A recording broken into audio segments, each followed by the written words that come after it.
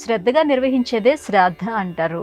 అయితే పితృదేవతల అనుగ్రహాన్ని పొందేందుకు ఈ ప్రక్రియ ఎలా ఉపకరిస్తుంది?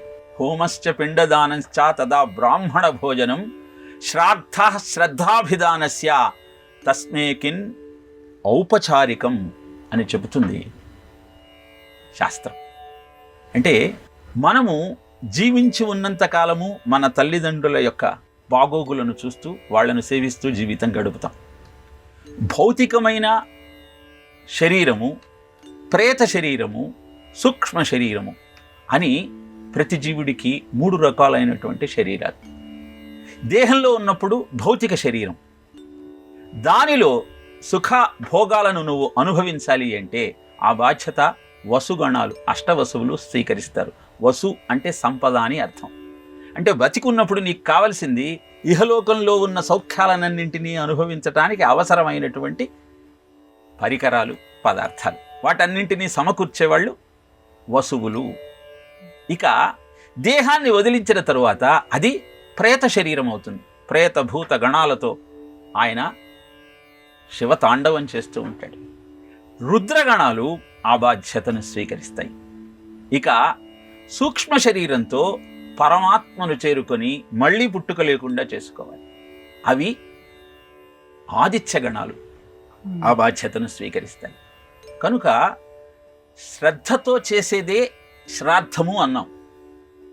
శ్రద్ధయా దీయతే ఇది శ్రాద్ధము అని. అసలు శ్రద్ధ అంటే ఏమిటి అంటే భౌతికంగా కనపడేది మనకు ప్రత్యక్ష ప్రమాణం. మరి కనపడనటువంటి సూక్ష్మ శరీరము, ప్రేత శరీరము ఎలా ఉంటుంది? ఎవరు చెబుతారు? జీవుడు దేహాన్ని వదిలేసిన తరువాత వాడు ఆచరించిన కర్మలను బట్టి అనేకమైన అవస్థలు పడాల్సి వస్తుంది. ప్రాణం వదిలేయగానే భైరవయాతన అంటారు. భైరవుడు నువ్వు చేసిన పాపాలన్నింటికి శిక్ష విధిస్తుంటాడు. ఆ భైరవయాతన నుంచి బయటపడాలి అంటే కాలభైరవ దర్శనం చేసుకోమని చెబుతారు. లేదా కార్తీక పౌర్ణమి నాడు భైరవ తోరణం కింది నుంచి వెళ్ళమని చెప్తారు. ఇవన్నీ శాస్త్రం ఎందుకు చెప్పింది అంటే కనపడేటువంటి విషయాలను నువ్వు విశ్వసిస్తూ తదనుగుణంగా ఆచరిస్తున్నావా. కానీ దేహం లేనప్పుడు, దేహము కనుక ప్రేత రూపంలో ఉన్నప్పుడు అది పెట్టే యాతనలను నువ్వు భరించటం కోసం నానా అవస్థపడాల్సి వస్తుంది. ముంతురు తప్తతోయముల మొత్తుదు రుగ్ర గదాసి ధారలన్ అంటాడు భాగవతంలో. కాబట్టి ఆ భయంకరమైన బాధ నుంచి నిన్ను తప్పిస్తూ నీకు ఉత్తమ గతులు అందాలి అంటే పితృదేవతా గణాల యొక్క కృపా కటాక్ష వీక్షణాలు నీ మీద ఉండాలి. అలా వాళ్ళను సంతృప్తి పరచాలి అంటే శ్రాద్ధ ప్రక్రియను నువ్వు సశాస్త్రీయంగా నిర్వహించాలి. బతికి ఉన్నప్పుడే తల్లిదండ్రులను చూడటానికి ఆలోచనలో పడేటువంటి కొడుకులు, కూతుళ్ళు ఈ విషయాన్ని విశ్వసించకపోతే జరిగే ప్రమాదం ఏంటో తెలుసంటారా? మొట్టమొదట ఇహలోకంలో పితృదేవతల యొక్క ఆగ్రహానికి గురైతే అనేకమైన సమస్యలు వస్తాయి.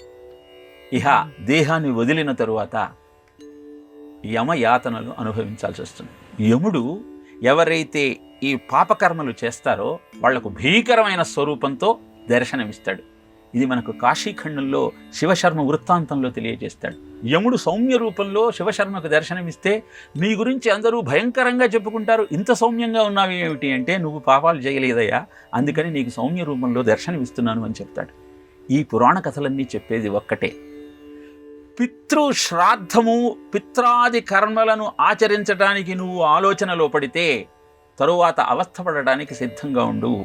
భౌతికంగా కనపడేటువంటి ప్రమాణాన్ని స్వీకరిస్తున్నావు, దివ్యమైనటువంటి విషయాలు నీకు తెలియనప్పుడు శ్రద్ధతో చెయ్యి. శ్రద్ధ అంటే విశ్వాసం, ఆస్తికత్వాన్ని శ్రద్ధ అంటారు. అందుకే దాన్ని శ్రాద్ధము అన్నారు. నమ్మకంతో చెయ్యి.